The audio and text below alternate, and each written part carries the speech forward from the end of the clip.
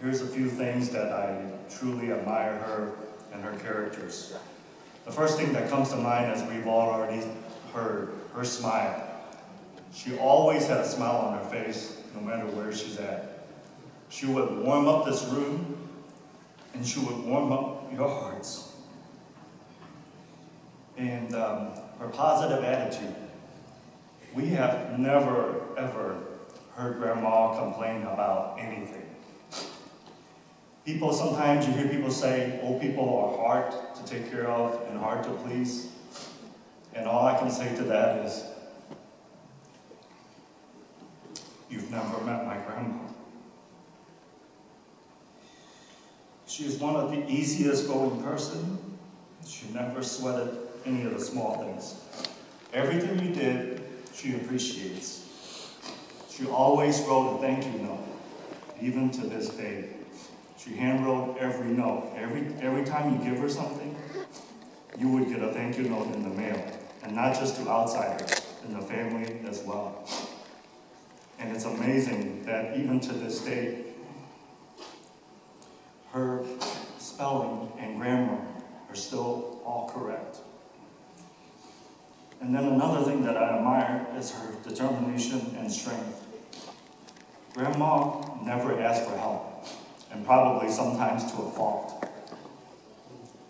She is always determined to get things done. She was widowed at age 41, and she had to raise 9 kids on her own, ranging from age 9 to 23, in the back of the laundromat. Yet she did not let any difficult circumstance stand in her way. She didn't complain. She just continued to march forward. In 1968, they moved out here to West County. And as time went on, all the uncles and aunts got married, and it was harder for Grandma to get around because she did not know how to drive. Fear not, at age 60, she was determined to go get her driver's license. And she set out to do that. And she wasn't going to quit until she got her license. So it took her 5 tries, and she finally got it. But she is simply amazing. So, but Grandma was no slow driver either.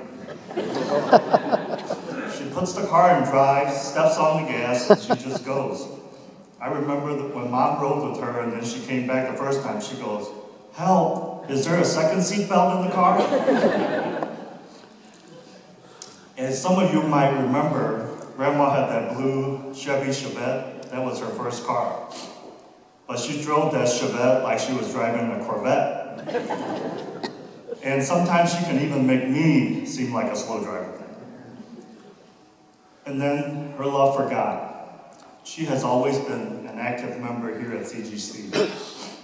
And one of the things she faithfully participated in is the FPO. For those of you who don't know what the FPO is, it stands for Faith Promise Offering.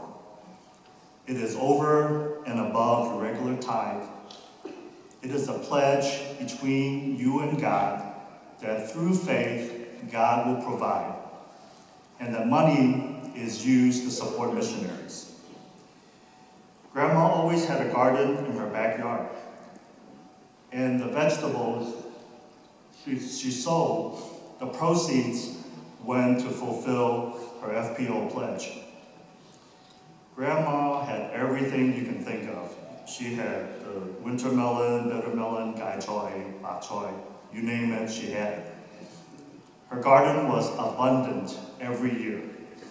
And even in the years where nobody can have a crop, Grandma always had one. And this past summer, as you guys know, St. Louis we had a terrible summer, hot and dry. If Grandma was still gardening, I can guarantee you she would have had a fruitful crop. And through that, every year, she was always able to fulfill her FPO. May we all be reminded that God is indeed faithful, and He will provide and take care of those that faithfully serve Him. And then there's always her hospitality. Grandma loves feeding people, as Uncle David already said. She invited everybody over to her house. I'm sure many of you have had a meal at her house. She invited everybody. A lot of the students came by.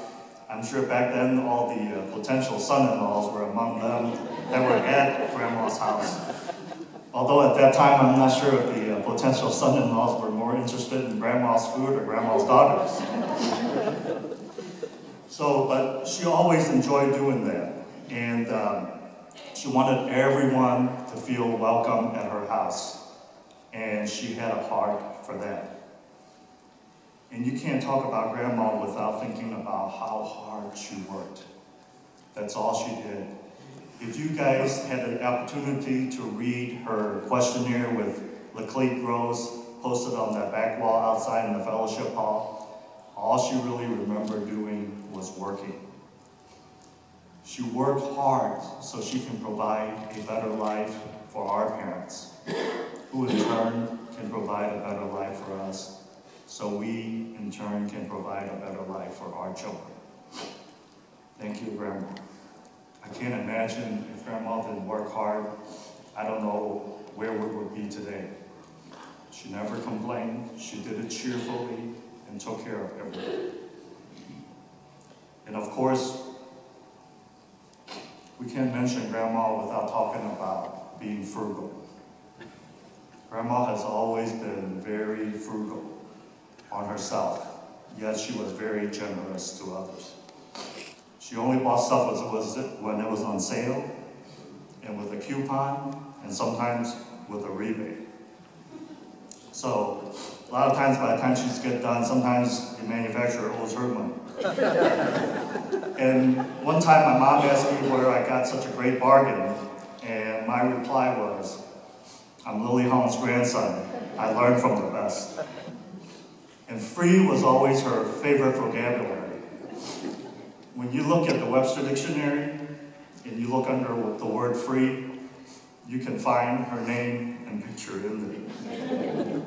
You know, she was able to raise 9 kids, widowed at a young age, able to buy a house, took care of herself.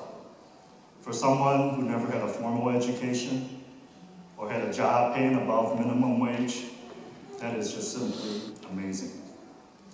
When I came here 32 years ago, I lived with Grandma for a year. She really took good care of me. At that time, she was working at the Missouri Baptist Hospital at the cafeteria, and her hours were from 1 to 9. But she faithfully cooked dinner every day before she went to work, and all we had to do at night was heat up dinner and we could eat. She could have very easily told us, eat a peanut butter jelly sandwich, but no, she lovingly cooked every day.